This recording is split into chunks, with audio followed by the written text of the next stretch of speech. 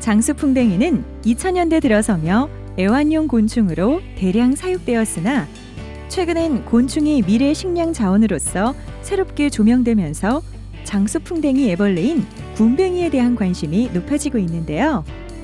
장수풍뎅이 애벌레에 대한 영양 분석과 독성 시험 등 과학적인 안전성을 입증해 식품의약품안전처에서 식용 원료로 한시적 인증된 장수풍뎅이 사육 방법에 대해 알아봅니다.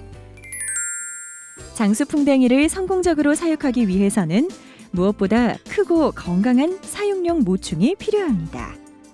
비슷한 시기에 우화한 성충들 중에서 종충을 선별하는데 야외에서 채집 선별한 수컷과 합사하여 유전적 다양성을 확보합니다.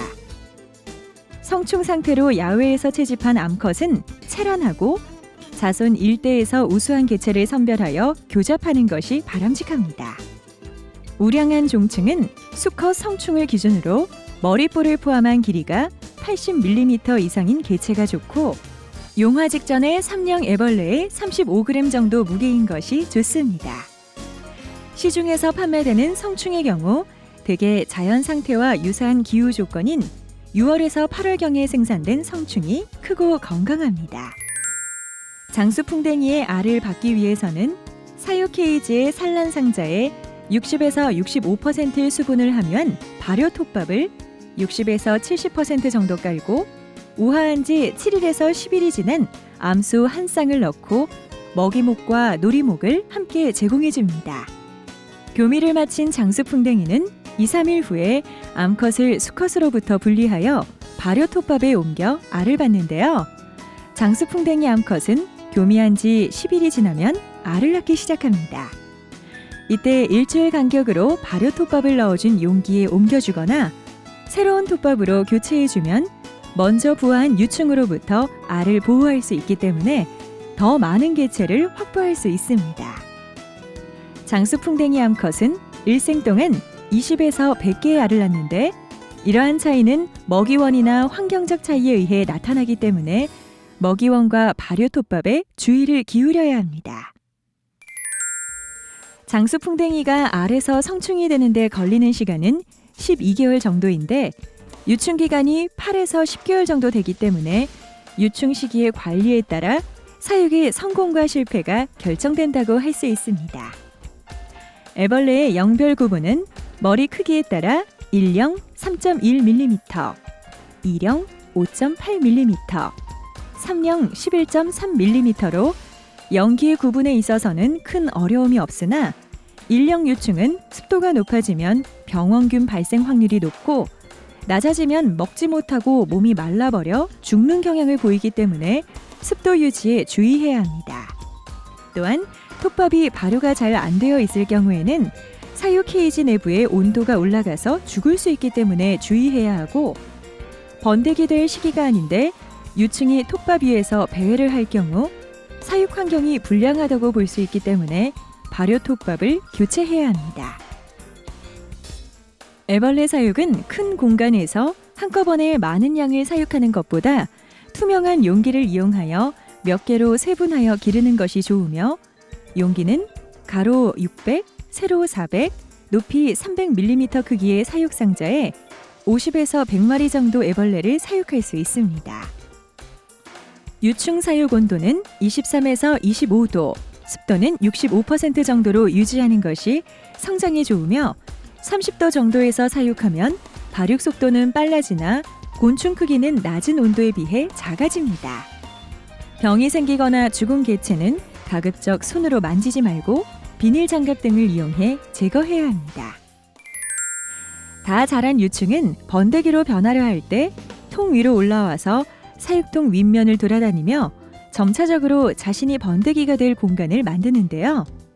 번데기가 되기 위해서 번데기 방을 길쭉한 타원형의 계란 형태로 만들고 유충은 노란색에서 갈색으로 변하며 활동이 정지됩니다. 번데기 시기에는 가급적 충격을 주지 않아야 하는데요. 이 시기는 유충의 모습을 성충의 모습으로 바꾸어가는 과정이라서 물리적 자극을 주면 우화하는 데 어렵거나 기형이 될 가능성이 높기 때문입니다.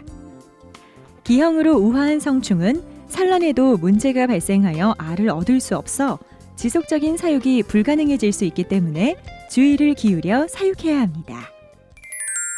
번데기 기간이 경과하면 장수풍뎅이는 성충으로 우화합니다. 성충 사육 상자는 발효톱밥을 준비하고 수분을 조절한 뒤 놀이목과 곤충 전용 젤리를 담는 먹이 접시를 넣어주고 사육 상자 내에 다른 벌레나 곰팡이 등이 발생하지 않도록 위생 환경에 주의해야 하며 성충을 넣고 뚜껑을 잘 닫은 뒤 초파리나 잡충을 막을 방충용 시트 또는 망사를 덮어줍니다. 성충이 날개 도실을 끝나고 발효톱밥 위로 나와서 활발하게 활동할 때는 적절한 영양분을 충분히 공급해 주어야 하는데요. 성충은 자연에서 참나무를 비롯한 화렵수의 수액을 핥아먹기 때문에 먹이 공급은 참나무의 수액과 같은 자연 먹이를 대체한 곤충 사육용 젤리를 이용하는 것이 좋으나 당이 풍부한 바나나 등을 이용하면 더 효과적입니다. 많은 알을 받기 위해서는 먹이가 떨어지면 바로바로 교체를 해주어서 먹이가 없어 산란을 하지 못하는 사례가 발생되지 않도록 해야 합니다. 먹이는 하루에 다 먹어치울 정도로 공급하고 매일 새로운 먹이로 교환해 주는 것이 가장 좋습니다. 장수풍뎅이는 어미가 되는 모충에 따라서 좀 차이가 있긴 합니다만은 대부분 크기에 따라서 가격이 달라지게 됩니다. 아무래도 작은 개체들보다는 큰 개체들이 판매 가격이 비싸지게 됩니다. 또한 장수풍뎅이가 식용으로 한시적 인증이 되어 있기 때문에 인증받은 업체에서는 사육도 가능하고 식용으로 판매도 가능하게 되어 있습니다. 아무래도 식용으로 이용되고 있기 때문에 위생관리를 철저히 해주셔야 하는데 특히 먹이원을 깨끗하게 관리해 주시는 게 필요하고요. 그 다음에 외부에서 천적이나 균들이 들어오지 않도록 철저히 방지해 주시는 게 꼭 필요합니다. 장수풍뎅이는 곤충의 대명사로 곤충이 일반인들에게 애완용으로 인식될 수 있는 계기를 불러온 우리나라의 대표 곤충입니다. 많은 개체가 사육되어 활용되고 있는데요. 장수풍뎅이 등 곤충은 고단백일 뿐만 아니라 다른 영양소도 풍부해 영양학적으로 매우 높은 가치를 가지고 있어 농림축산식품부에서는 미래 먹거리로 식용곤충 사육 기준을 제정하여 고시하였습니다. 사육 농가에서는 안전한 먹거리 생산을 위해 사육 기준을 준수하여 곤충 산업의 부가가치를 높일 수 있기를 기대해 봅니다.